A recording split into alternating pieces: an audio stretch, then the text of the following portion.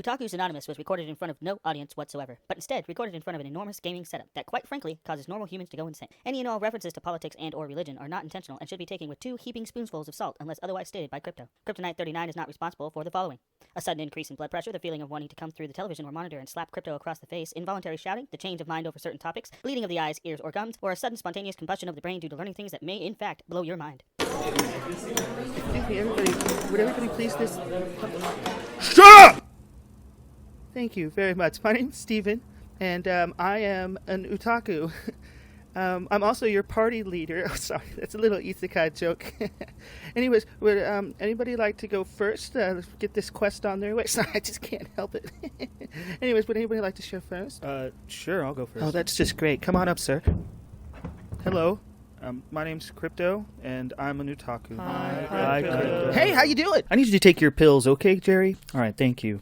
While I'm up here today, we're going to talk about a show called Terror in Resonance. It's directed by Shinichirō Watanabe, which is the brilliant director of Cowboy Bebop, Samurai I'm going to mess that up just because I started talking. Samurai Champloo, and Space Dandy.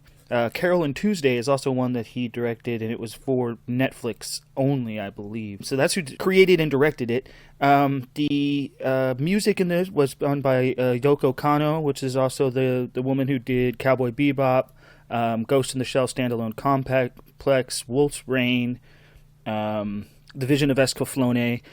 She did the music for all of those too, but Cowboy Bebop's got to be her crowning jewel in her crown. The music in that show is just so good. I used to watch that. I used to put that show on in the background just to listen to the music. But it was so those are the people who are running the showrunners of the show. The guy who did the character designs, actually, his name's Kazuto Nikazawa. He did the anime sequence in Kill Bill Volume 1. Is the guy who did the character design for this show. So now we got all that stuff out of the way. Let's get into the synopsis here. Unfortunately, I didn't write the synopsis for this one just because I was running a little short on time before I had to record this podcast, so I wasn't able to write it myself. But I feel like this one does an accurate job in telling you what happens in the show, and then we'll get into a little bit more of the nitty-gritty details here in a second. So here's the synopsis. In an alternate version of present-day society, Tokyo is plagued by shocking terrorist attacks, with the only hint to these identities of the culprits being a series of bizarre videos uploaded to the internet. The police, baffled by these cryptic clues, are powerless to stop the paranoia spreading across the population. Only one detective seems to have any idea about the motive behind these attacks and possibly the individuals behind them. While the world searches for a criminal mastermind responsible for this tragedy, 2 mysterious children who shouldn't even exist, skillfully continue to carry out their plan to alert the populace to a buried tragedy while evading capture. Cursed to walk through this world with the names 9 and 12, the 2 combine to form Sphinx, a clandestine entity determined to find justice for themselves and the other children society forgot to remember. So, what they fail to tell you in that synopsis is towards the end of the show, they succeed in detonating an atomic bomb above Japan, causing a giant electronics blackout with the EMP that it generates, or the electromagnetic pulse, and that they all end up dying in the end. It's not exactly a happy anime. Oh, by the way, there's spoilers. I forgot to say that. Oops. Well, you should know that. We're talking about the show, and it's only 11 episodes long. I mean, it's what, 4.5 hours, I think. 4.5 hours, 5 hours to watch. Wasn't that bad. But unfortunately, there's just something about this show, and I can't tell you what it is exactly, that... And I feel like that even, like, when I want to, like, I'm going to talk about sooner or later here, I'm going to talk about Cowboy Bebop, and I feel like Cowboy Bebop's going to be the same way as... Watanabe is so good at storytelling that he wraps everything up really nicely, and it's really hard for me. I can't poke holes in it because there's not really. I mean, there's a couple things I can poke holes with, and we'll get to that in a second. But I was asking some people around today, is like, can something be interesting and boring at the same time? And their answer was yes. The subject matter can be interesting, but the presentation can be boring. But it wasn't necessarily that per se. It was good storytelling, and there's nothing really I can tell you more than that. I mean, like, the characters were well developed. Even the science of the show was somewhat accurate. The Greek mythology used in the show with the Sphinx, that is actually 100% accurate, and we'll get into that too in a second. But I mean, it was really hard for me to kind of nitpick this show. I just found myself watching it. I mean, like I was doing some other stuff around the house while I was watching it, just because I ran out of some time today. Just so you guys know, I'm going to insert plug here. I started streaming on Twitch Tuesdays, Thursdays, and Saturdays. Tuesdays and Thursdays from 4 p.m. to 9 p.m. and Saturdays from 3 p.m. to 10 p.m. And so I was doing a whole bunch of stuff on the Twitch website, getting overlays for the streams and figuring out, like all the stuff that I need to start and do. And all that kind of stuff while I was watching the show. And then I watched it again, just sitting down and watching it. To see if I could find anything, but I couldn't find anything to nitpick, couldn't find anything that was wrong with it. It was a very entertaining watch. Watanabe is always an entertaining watch. And so let's get into a little bit of what goes on in the show. So from the first episode, we find out that the Sphinx, with the two characters that call themselves Sphinx, 9 and 12. 12 is the more childlike of the two. 9 is very straight-laced. He's very, we're here for a purpose, because they start going to school in Tokyo City. And 12 is just remembering all these people's names and socializing and trying to fit in, while 9 doesn't really seem to give two craps about it. And he's very, very conscious of not talking to them and not getting to know them, because they're an ends to a means, because they need to be in the school so that they can go on the field trip to the Tokyo City government building, and that's the first building they blow up. And they barely blow it up. They blow up one tower of it. It's like a base building with two towers on top, and they blow one tower down. And the thing is the only thing I can see that's a little bit strange is the cop who's in it.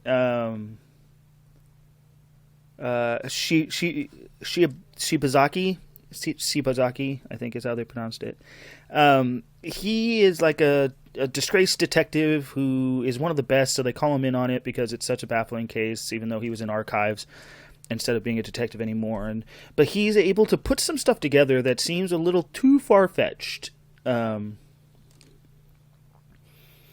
first, because like what it is the characters 12 and 9, they attack the government building, then they attack, oh gosh, what do they attack now? Oh, the cop, the precinct in oh gosh, where was it?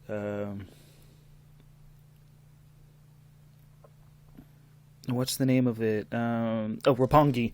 The in Roppongi. Then there's a couple episodes where they introduce an American team that comes in that's supposed to try and find them, and it consists of somebody that goes by a number as well. Her name is 5. And then they have a chess game inside of airport because 5 has placed a bomb saying that it was Sphinx when it's not. She's trying to lure them out, so she takes credit for this bomb, or puts this bomb and takes credit for it. But then she takes it a little too far by trying to kill one of the members of the group named Lisa. And Lisa was a student from the school that they went to the first time. She's having some problems with her mom. Her mom's very clingy, very possessive, and she runs away and she joins them and she becomes part of the team. But 5 uses that as an in by capturing Lisa, since she's not very good at whatever it is you want to call these things. But anyways, all that to say that the points that they attack, minus the airport because that wasn't them, all have to do with people that ran a study.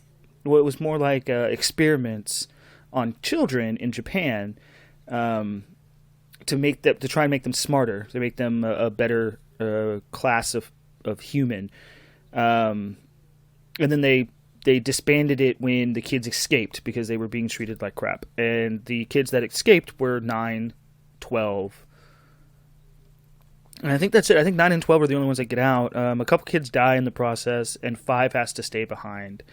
And so 5's bitter that she didn't get taken. And I have a strong suspicion, even though it's not stated in the show, that 5 was sold, quote unquote, to the Americans, like given to the Americans to be a super detective, kind of like L in Death Note, but L does it of his own accord. But it's kind of like that thing. They use her to suss out the most difficult cases.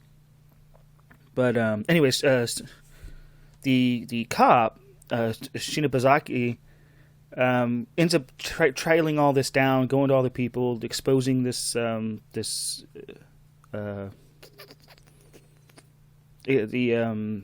experiments and stuff and all that kind of stuff, and it's just it just all seems to flow. I'm pretty sure I did a horrible job explaining all that, but it flows nicely into everything flows nicely into one thing, so that there's no real plot holes to speak of. The only thing I will say is that when 5 dies, 5 sacrifices herself as a deterrent or as a distraction so that 9 can get away after 12 attacks his convoy. At the end of the show, 9 turns himself in, and 12 comes and rescues him, but like gets super injured in the process, knocked out. And so 5 steps in and says, "I'll help you this one time. I'm going on ahead." And you get the feeling that all of them are expecting to die. And they don't really explain what that is. I think that the experiments ran on them, kill them before they're 25, because all these people are like 17 years old. And they'll kill them before they're 25, and so they're all just waiting to die. And so she says she's going to go on ahead, meaning she's going to die. And she shoots some gasoline, and the whole car explodes. And this is the biggest problem I have with any TV show or any anime. If you shoot gasoline, it does not explode. When gasoline ignites, it's not the gasoline that ignites, it's the vapors that ignite. And you have to have a mixture of around 80% to 20%, so 80% gasoline to 20% air, to actually ignite. So if there's any less than that or any more than that, it's not going to ignite. And it needs a spark to ignite.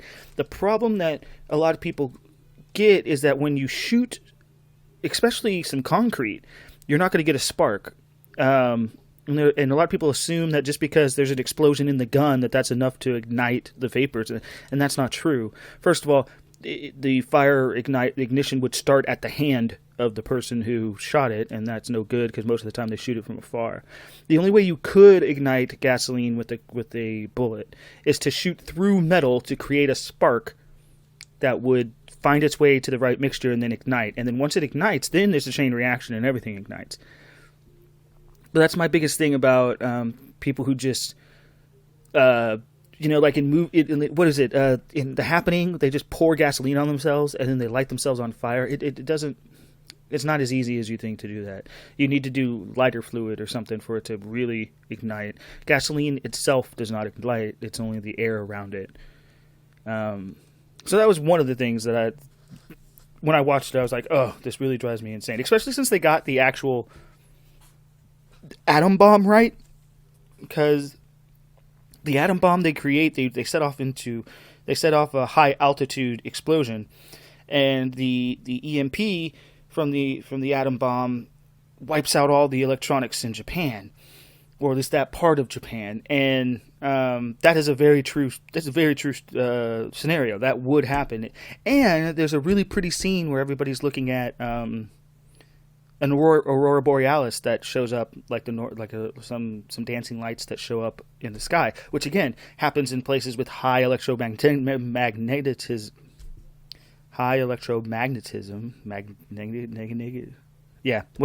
Where there's a high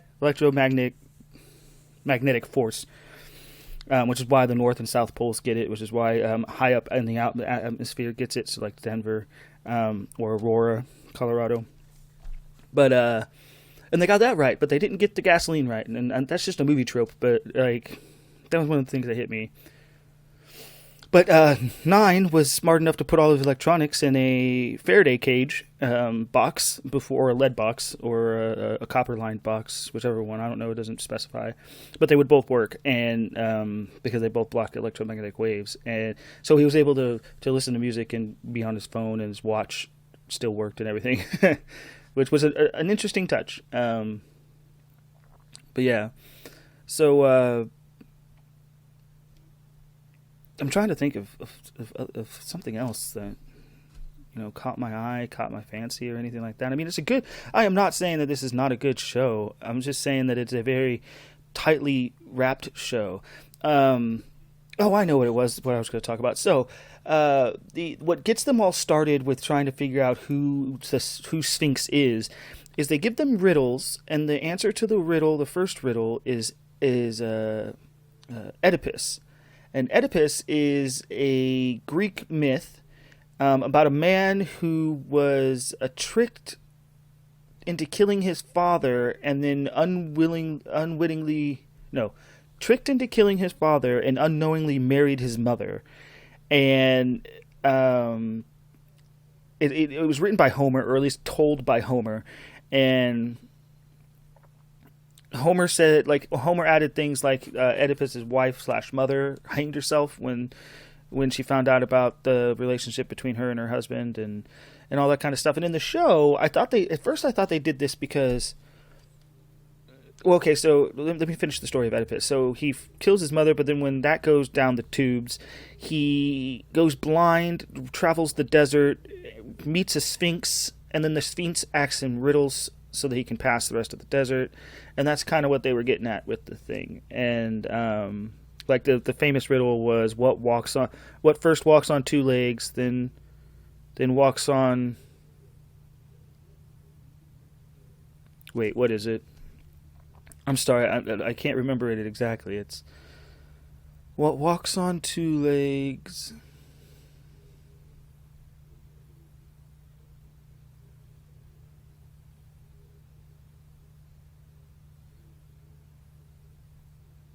Okay, is it here? No, it's not. It just says he solved the riddle. It's basically it's man. The answer is man, and it was what? It was about how he walks. So it was like first first walks on four legs, then walks on two legs, then walks on three legs, and the answer is man, because as a baby you you crawl on four legs, and then as man you walk on two, and then old people use a cane, so they walk on three, and that's the answer is man. Now in the show, they postulate that there are multiple tellings of the story, and that the riddle changes. And I first thought this was something that the show did just to set itself apart, so it's not using word for word the actual Greek myth. But come to find out, doing a little bit of research before I got on here to talk to you guys, that there is actual multiple tellings of the Oedipus mythology, and they do all line up with what the show puts forth. So Watanabe did a really good job fact-checking his stuff before he just started, going with it. But I mean, that's I say that because, I say all of this because the show wraps everything up so neatly. Like, you get presented with the riddle, they say, oh, well, that's from Oedipus, and the answer is this, which takes them somewhere else, and they're all right. There's nothing wrong. Then Shikawa or Shinikawa or whatever that I can't get that cop's name right. Shinibazaki. It's Shibazaki.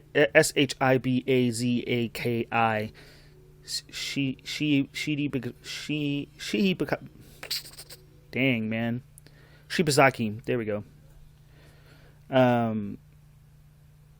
He goes from Oedipus being the answer to the question. It takes him to the next clue, which is where the bomb's being hidden, and then the next one there's another clue about Oedipus, but it relates to a Japanese mythology that kind of ties into The Oedipus had something to do with the dragon. I can't remember at the moment what it was exactly, and I don't know Japanese mythology as well as I know Greek mythology, but which takes him to another place, and there's just this. It's all tight, and there's no holes in it, and then Shibazaki finds out that like he kind of backs away for a second and looks at the owners of all the places that have been bombed, or the offices that the bombs were targeted to. And that's when he finds out that they were doing a secret project. And the secret project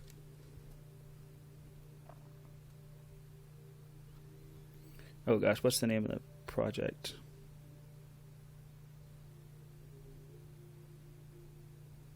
Athena Project. It was called the Athena Project, which was supposed to make savants out of children. It leads them to that. Then they find out that it was against the law since it was experimenting on children. And then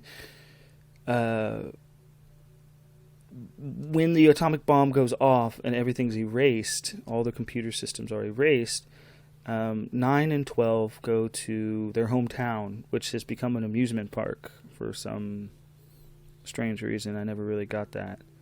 And there's this really interesting scene in the last episode where you think everything's fine, and like they've gone through the terrorist thing, they got out what needed to get out. Shibazaki has figured it out, and he's going to tell the world and all this kind of stuff. And so there's this little playtime, and that's all I can say is like 9 is listening to music, 12 is just jumping around and playing with a soccer ball. It looks like a volleyball that they're using as a soccer ball, but I'm not going to nitpick. And Lisa's there just with everybody, and everything looks fine. Everything looks like it's going to be fine and dandy, and they're just going to, figure out how to live in that town that's become a broken down amusement park. And then the Americans come in, and as an American, makes me a little sad, but the Americans come in and they don't want anybody to know about what happened with 5, the girl that blew herself up on the highway, to help 9 get away. So they don't want anybody to know about that, and they don't want anybody to know about the bombs in general. And so they opt to kill the 2 kids that were Sphinx. And they get one shot off and they kill 12, and then 9 freaks out and says he's got a bomb that's connected to a nuclear power plant, and that he's going to destroy it if they don't back down.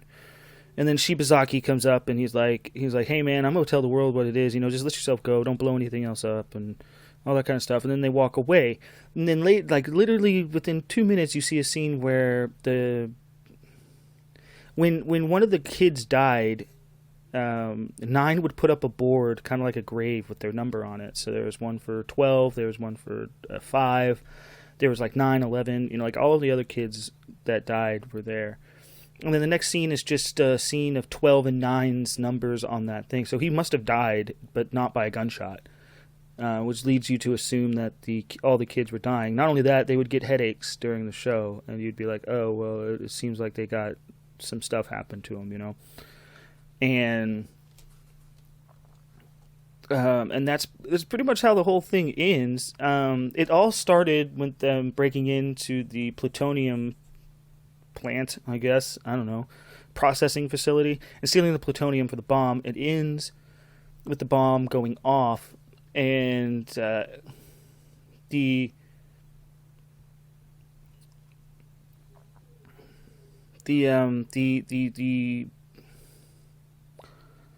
terrorist attacks were all marred with the word Von, V-O-N, and so that's how they knew they were all connected, and nobody could figure out what Von meant, so they kind of left it be until the very last episode, when they find out that Von is a Icelandic word that means hope, and they were using it as a war cry, I guess, when they would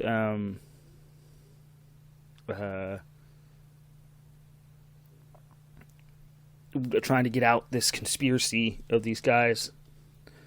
Anyways, I'm just I'm kind of grasping at straws, trying to figure out what to talk about here. I mean, again, go watch it for yourself. I mean, let me know whether you want to comment on the YouTube channel or comment on the Facebook page, or if you want to support me here on Locals, and then you can comment right on here.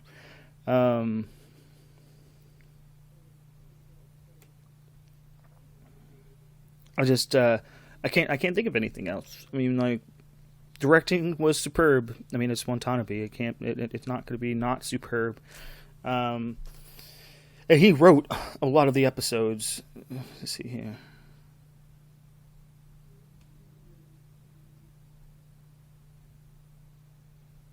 Oh, hold up. I'm going to correct myself. He didn't write a single episode. He directed the last episode, but he created the show. And there's like, let's see, the double names here are Hiroshi Seko and Jun Kumugai.